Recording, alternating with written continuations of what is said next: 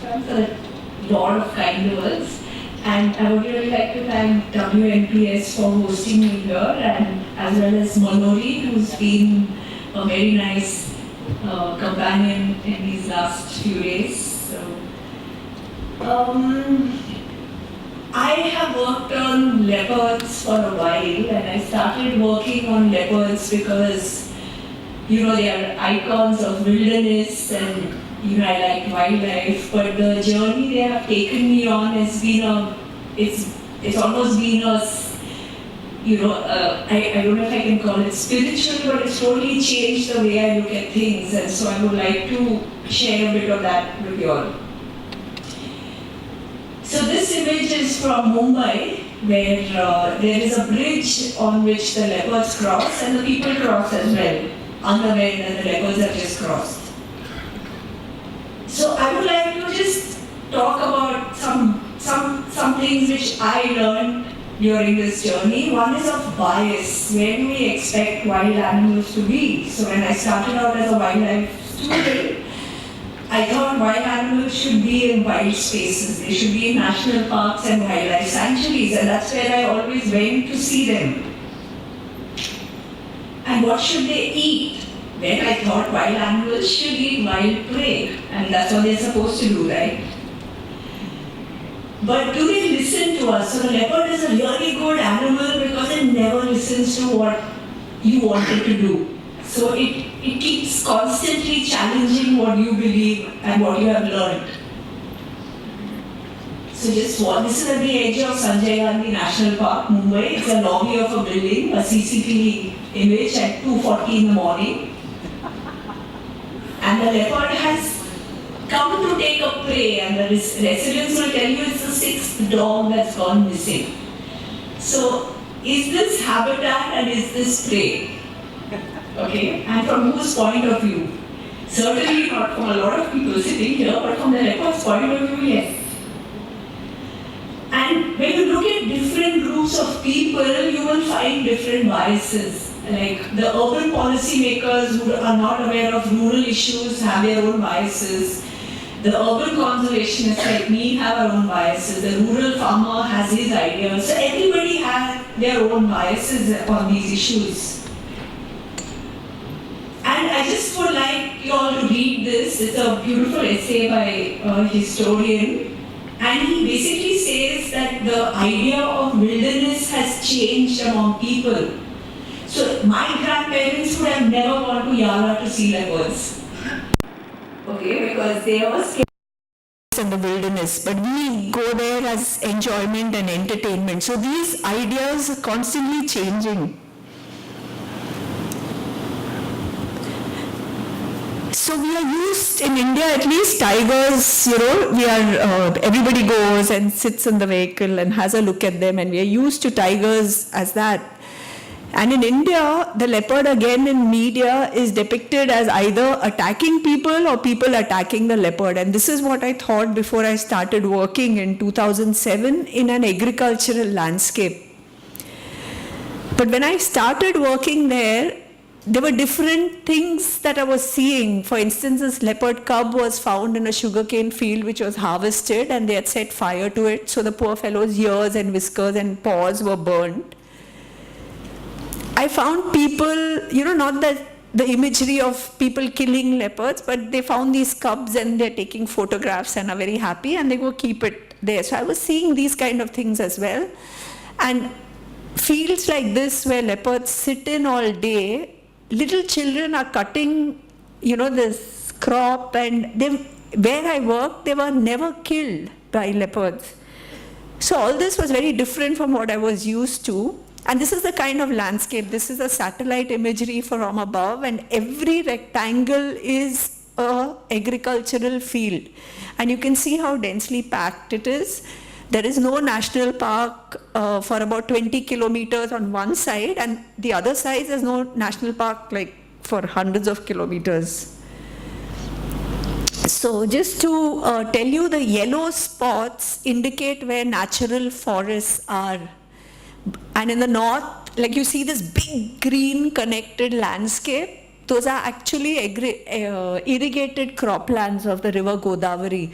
So you can see how extensive the green is, which is not natural, and how fragmented the natural forests are. And those green agricultural fields were where leopards were being trapped. So we started in 2004 to microchip the leopards to just check, they were catching them in one place and leaving them in another place. So we were telling them this creates a problem. So we didn't have much money then. So we were using these small RFID chips that are put under the skin. So when you have a reader, you can read it and figure out which animal it is. So every month I was called and I would go there with a veterinarian who would do the chip inserting, and I would write down where the leopard has been caught. And to my greatest surprise, in these croplands, so many leopards were being caught. This one was stuck in a snare. Some needed treatment, young ones. This old female who was probably hit by a vehicle and she was paralyzed, and there were no human attacks from where all these animals were caught. So then it was fascinating. How are they living among people and not killing people? Because that was the dominant image I had. This is the kind of landscape where I worked in. You can see there's no natural vegetation. The hills at the back are bare. They don't have any trees. And from above, if you look at it, you can see the white areas, which are village area, and the green is the agricultural area, and the red spot shows where we put camera traps. And we got 2 different leopards on one night over there, just 100 meters from the village. Again, the yellow dot shows where we got the leopards. The white areas are the houses. And these women who are planting onions have no idea that our collared leopardess is sitting in the sugarcane at the back. And this is the kind of camera trap images we got. Not only leopards, to my greatest surprise, hyenas at the same density of leopards, jungle cats, rusty spotted cats, and you can see what it's carrying. It's carrying a rat. These agricultural landscapes are extremely rich in prey for these animals. And I love to show these images. We got 1,500 images of people and 81 images of leopards. And we had people coming to see our traps.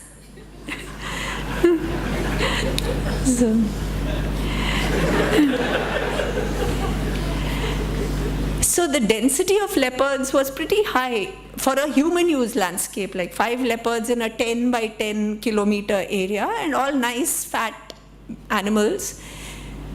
Cubs, mother with cubs, which indicates they live there, because no mother, human or leopard, is going to take babies and walk around migrating. And the image with the green just shows you 2 agricultural fields with a road in the middle, and you can see near the pen is a scrape mark made by the leopard, and he is defecated over there. So the leopards are using the landscape as they would use. And just the day before we landed at this poor guy's house, his pup was taken away by the leopard. So we went searching for it and we found the body. And we fortunately got a chance to collar some animals. So it's a collar with a GPS and a GSM chip. And it tells you where the leopard is every 3 hours. So this is again a satellite image. The blue dots indicate one animal and the green dots indicate another animal, and you can see that this is their home range. This is where they live, and this town of 10,000 people is also the home of these 2 leopards. So I like to ask the question, whose home is it? And they would sit a lot in the daytime, and they would go around in the town in the night when people are asleep.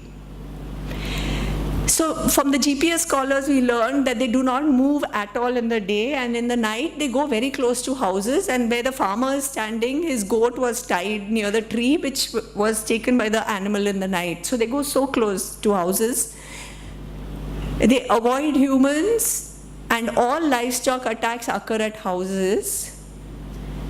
And if you look at the word conflict, there were no human deaths due to leopards in this landscape. So when I started working, I was really scared because I had to go in this high cropland. But after a while, I realized no human has ever been killed, and I was okay then.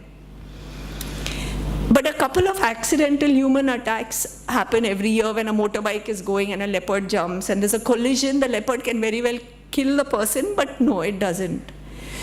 We also found out, analyzing their poop, that a lot more dogs are killed than goats, even though the density of goats is 7 times higher that of dogs. And that's simply because the farmers know that they should protect their goats, whereas dogs are just tied outside the house. People know about the leopards, they do take precautions. So another issue is that often, even we did it there, and I'll talk about it, that a leopard seen in a cropland, you say, oh, poor guy, he's straying, he shouldn't be here, let's put him in the forest. So this is a very common practice that was used and is still to some extent being used in India. So that animal, who was an elderly gentleman, was, I can't see he was captured way where the yellow square is. He was captured in this corner. And he was released near that water body you can see. But instead of staying there where the natural forest is, he walked 125 kilometers in 25 days and he went to Bombay, where he lived for 2 years till a vehicle killed him. So one night he was in an industrial estate near Bombay. Like, I was shocked, but he didn't do anything to anybody. He swam across the creek and swam back, about 100 meter long creek. So 4 collared leopards of Maharashtra, the pink one and the blue one, were captured there and released there, and they lived there. The yellow fellow was released about 60 kilometers away and he walked somewhere else. The green one was captured in the north and released about 40 kilometers south, and she also walked back to where she was captured from. So they don't listen to us. Like, we'll think they live there, but they don't. They do what they want to do. And this is just from our caller information. It just shows you that between about 8 in the morning to 6 in the evening, there's hardly any movement of the leopards. And they are largely moving in the night when people are asleep. And you have to realize that rural landscapes in the night are as if humans don't exist there. So for wildlife, it's almost like wilderness area. What I would also like you guys to just consider is that the leopard female is with her young for the same amount of time as we spend with our children. If you look at how long she lives about 10 to 12 years, and 2 to 2.5 years constantly her young one is with her, which is similar to what we do. So there's a lot of learning that goes on, and there's a lot of care that goes on. And very often where we work, the cubs are found when the crop is being harvested. So now what they have started doing is they take away the cubs, and in the night they go leave it back, and up to 2 weeks the mother comes and takes the cub away. And there's a small video here.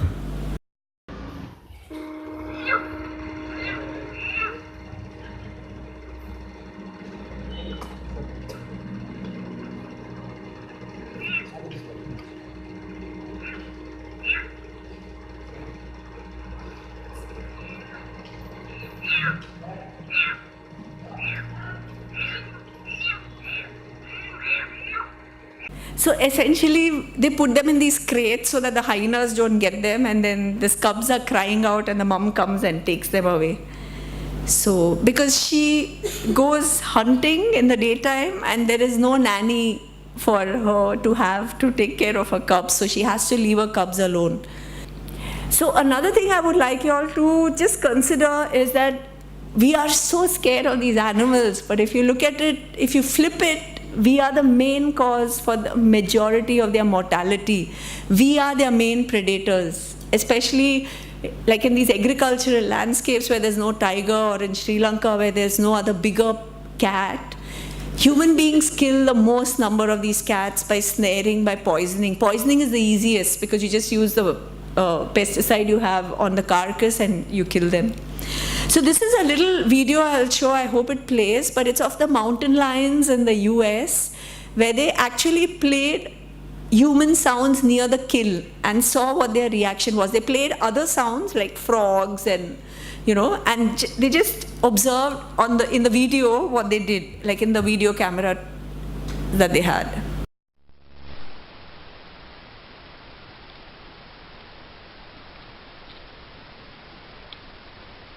To that demand last Friday, 3 days after Bobby Jindal quit. That debate announcement.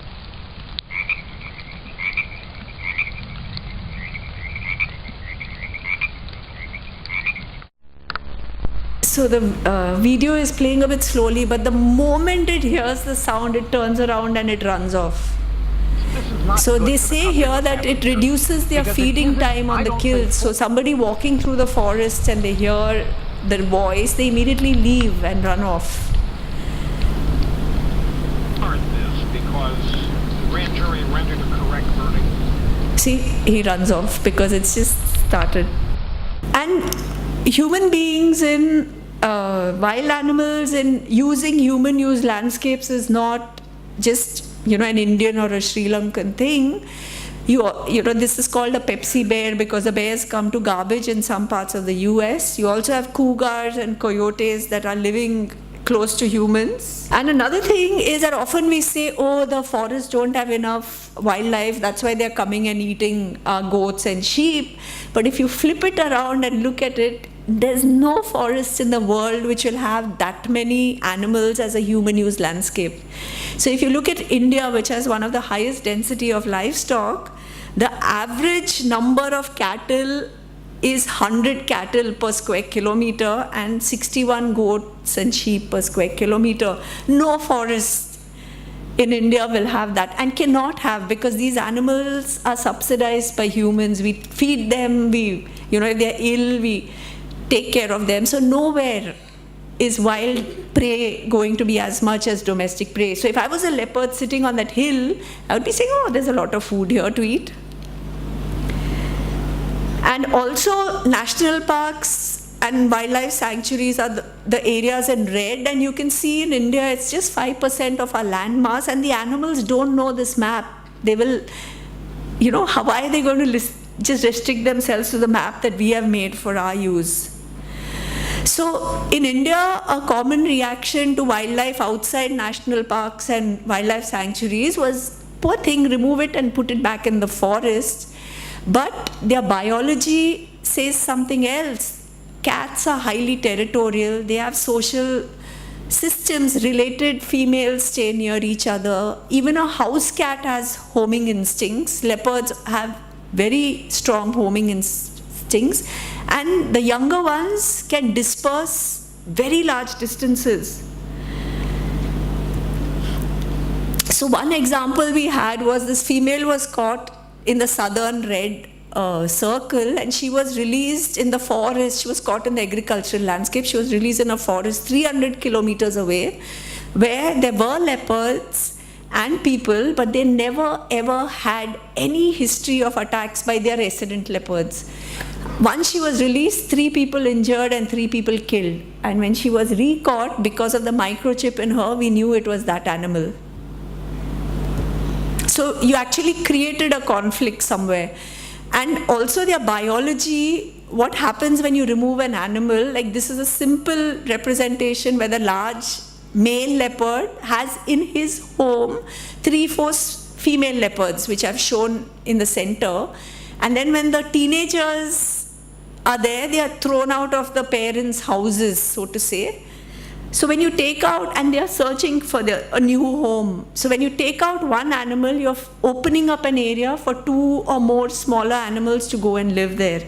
So removal doesn't remove an animal, and you can ask any forest department official, they'll always tell you, yes, I trapped a leopard and took it out, but immediately within 2-3 weeks, there's another leopard in the same place. And this is why. But India is a fascinating place. We have a lot of people, but we also have 25% of the world's carnivores and 5% of our land, of the land area of the world. And if you look at a lot of other countries in Europe and in America, they have pretty much wiped out their predators 50 to 100 years back. And we, with 1 billion people, still have so much of large wildlife. So for instance, in India, we have the world's largest population of tigers, largest population of leopards, we have the snow leopard, we have the only population of the Asiatic lion, whose population is increasing, okay? But we also have serious problems. We have human deaths, we have human injuries, and these are issues we need to deal with.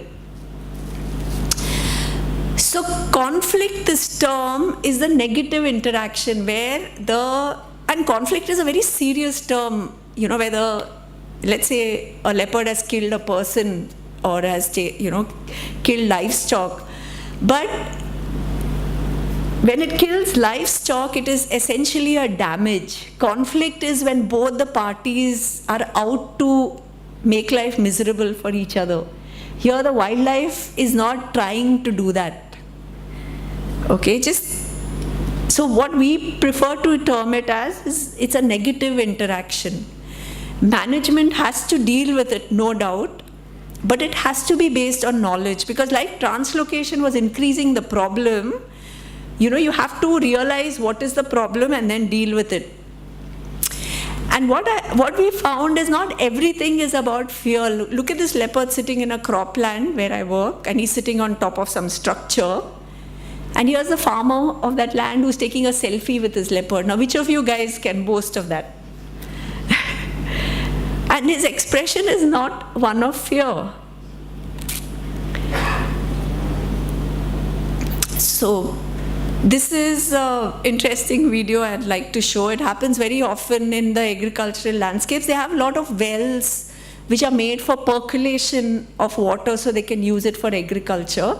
Leopards every 1 or 2 weeks fall into it.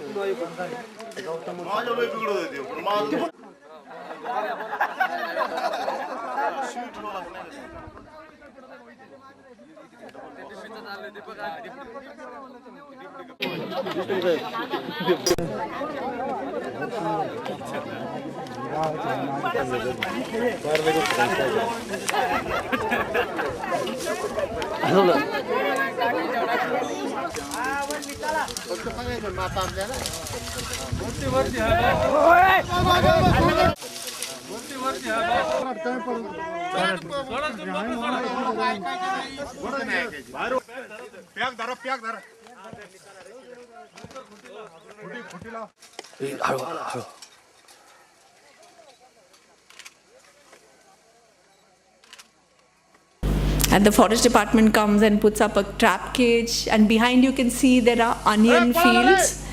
It's not near a protected area, at least 60 kilometers away. The women are also curious.